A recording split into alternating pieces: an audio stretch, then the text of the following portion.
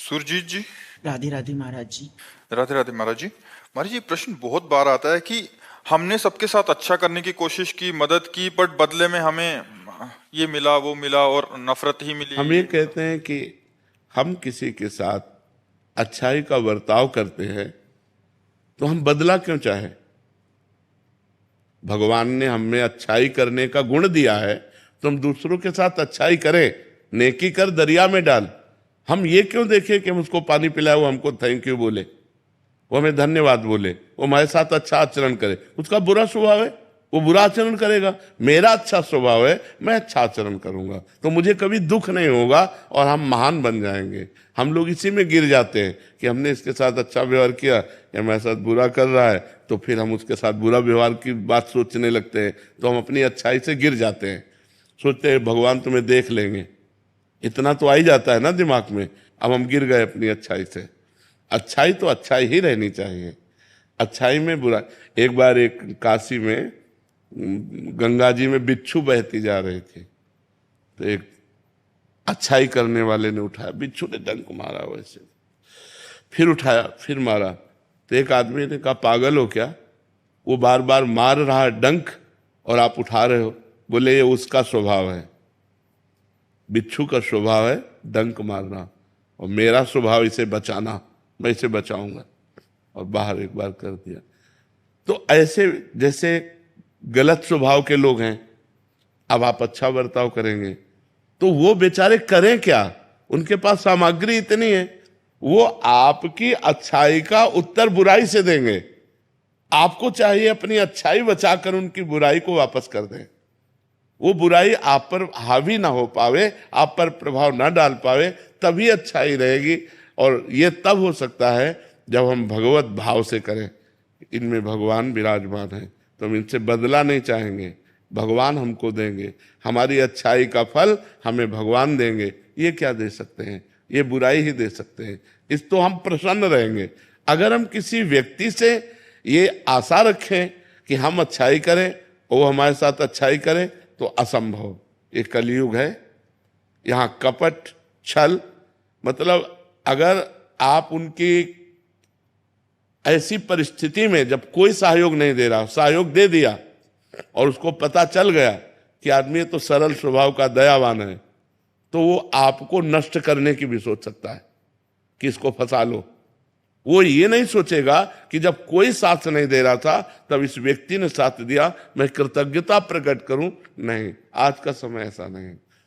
आपको बेवकूफ माना जाएगा, आप ज्यादा उदारता दिखाएंगे और ज्यादा सहयोग करेंगे तो माना जाएगा कम बुद्धि का आदमी। जी महाराज जी यही बोलते हैं। हाँ और जो छल कपट बेईमानी करे, बोले बड़े प्रवीण आदमी है। आज सम्मान किनका होता है? दंभी, पाखंडी, छल कपट का।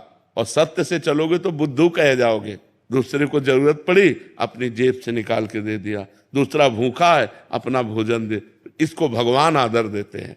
तो हम जब जिसको भगवान आदर देते हैं उसका कोई अनादर नहीं कर सकता, वो आगे चलकर प्रकाशित हो जाएगा। इसलिए आप भगवान से जुड़ो, इंसान की सेवा करो भगवत भाव से, बदले में उससे मत चाहो, तो आपकी अच्छाई आपको भगवान तक पहुंचा देगी। महाराज जी, हम क्या चाहते हैं कि अभी हमने अच्छा किया तो अच्छे का परिणाम तत्काल अच्छा मिले, बट महाराज जी ये तो पक्का है ना कि बाद में मिलेगा हमें? पक्का 1000% पक्का मिलेगा।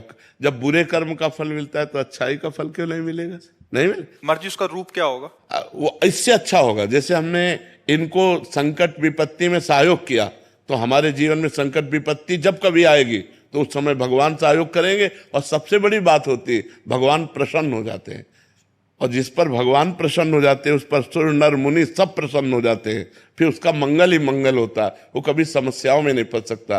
देखो, हम लोगों की एक अहम वृत्ति है जो इतना तो चाहते हैं कि भले आप हमारे बदले में कुछ ना करें, लेकिन मुंह पर इतनी बड़ाई तो कर दें। इतना कान सुनना चाहते, ये भी हटा दे, ये भी इच्छा हटा दे। वो बोले ना बोले, नेकी कर दरिया में डाल, मंगल हो जाएगा तुम्हारा। भगवान प्रसन्न हो गए तो सब बात बन जाएगी। महाराज जी, इससे संतोष हो रहा है कि बाद में तो अच्छा होगा? बहुत अच्छा होगा, बहुत अच्छा होगा। ये जो आप कर रहे हो सरकारी बैंक में जमा हो रहा है। जैसे आप किसी को दवा दिला देते हैं, किसी की विपत्ति में सहयोग कर देते हैं, किसी को भूख मिटा देते हैं, किसी को, वो बोले ना बोले लेकिन मालिक देख रहा है ना, वो हिसाब आपका करेगा, वो हिसाब करेगा तो बहुत अच्छा करेगा। इसलिए हमें संसार से नहीं, संसार के मालिक से जुड़े रहना चाहिए और ये सब कार्य संसार के मालिक को समर्पित करना चाहिए कि आपकी प्रसन्नता के लिए मैं कर रहा हूं, बढ़िया बात बन जाएगी। वही कार्य कर्म बन गया और वही कार्य कर्म योग हो गया। जो भगवान को समर्पित कर दिया गया वो कर्म योग हो, कर्म योग भगवान की प्राप्ति कराता है। और जिसको भगवान मिल गए तो फिर क्या दुर्लभ रह गया, सब आनंद मिल जाते हैं। कवित्री डॉक्टर शुभम त्यागी जी। राधे राधे महाराज जी। राधे राधे महाराज जी। महाराज जी इसी को हम दूसरे ढंग से, महाराज जी ये तो हो गया अच्छाई करने वाला, इनका प्रश्न है अभी दूसरे ढंग से महाराज जी इसको। महाराज जी सरल जो आपने अभी बताया महाराज जी, सरल सीधे व्यक्ति को संसार में कष्ट सहने पड़ते हैं पर चालाक व्यक्ति संसार में सुख पाता है, सफल हो जाता है। नहीं, महाराज जी सफल नहीं होता, ये गलत शब्द है। सफल नहीं होगा। कभी कोई चालाकी से सफल हो सकता है। रावण जैसा कोई चालाक पुरुष था, सब विद्याओं का ज्ञाता परम चालाक था। कालनेमित से बढ़कर कोई चालाक था? पूरी संजीवनी बूटी जैसी ही द्रोणागिरी में हर औषधि को कर दिया और साधु बनकर बैठ गया। हनुमान जी ने मार डाला, राम जी ने रावण को मार डाला, रहा न को कुल रोवन यारा। चालाक पुरुष सफल कैसे हो सकता है? नहीं, सीधा सरल पुरुष कष्ट पा सकता है पर सफल सीधा और सरल सच्चाई पर चलने वाला हो। जैसे धर्मराज युधिष्ठिर बिल्कुल सीधे थे, यहां तक इतने सीधे थे कि युद्ध क्षेत्र में कल कौन सी रणनीति है वो जाके दुर्योधन सीधे पूछ लेता था। भ्राताश्री कल कौन सा चक्रव्यूह रचना है, तो वो बता देते थे। इसीलिए भगवान दो बैठक करते थे, एक युधिष्ठिर के साथ और एक युधिष्ठिर से अलग।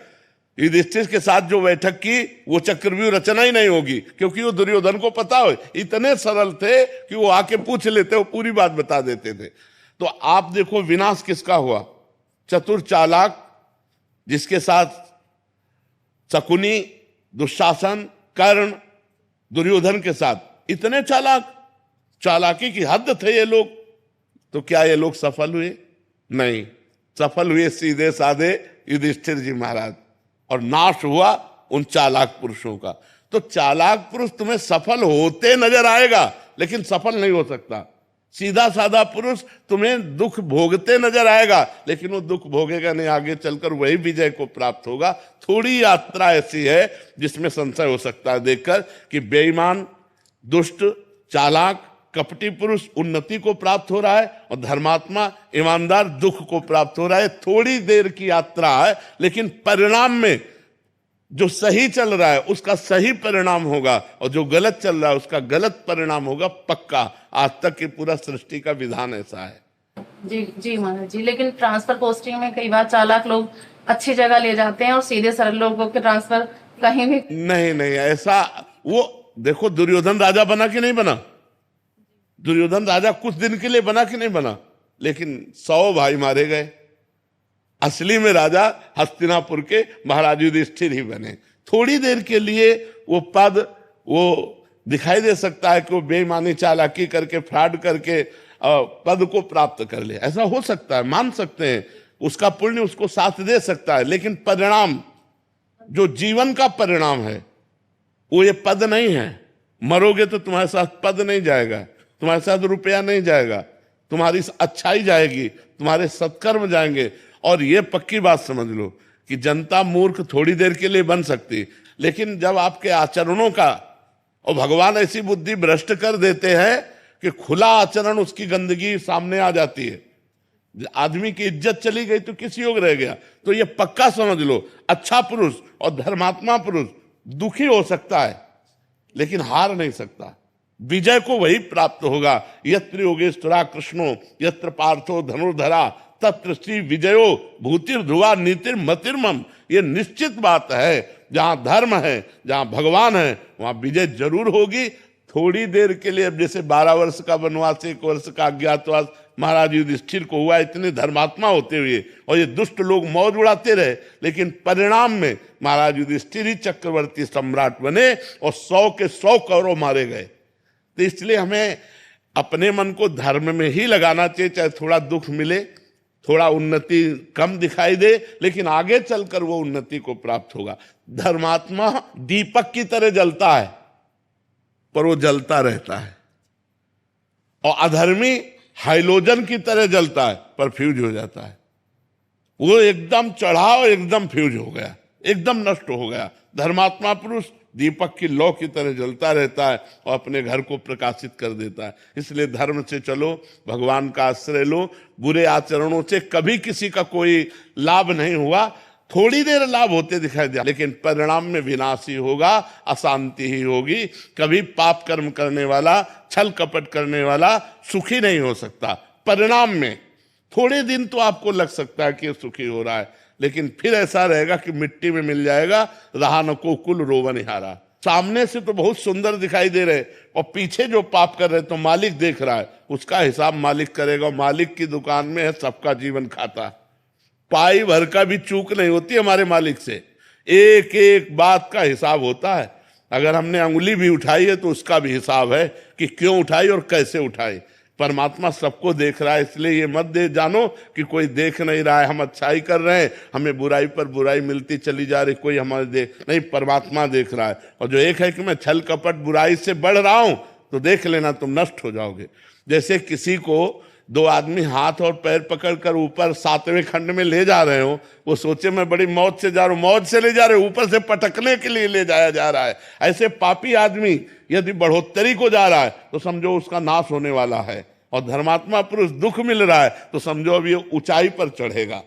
तो आज तक जो हमारा इतिहास साक्षी है, जिसमें महापुरुष गए हैं, वो मार्ग सत्य है, वो अच्छाई है, वो परोपकार है। अगर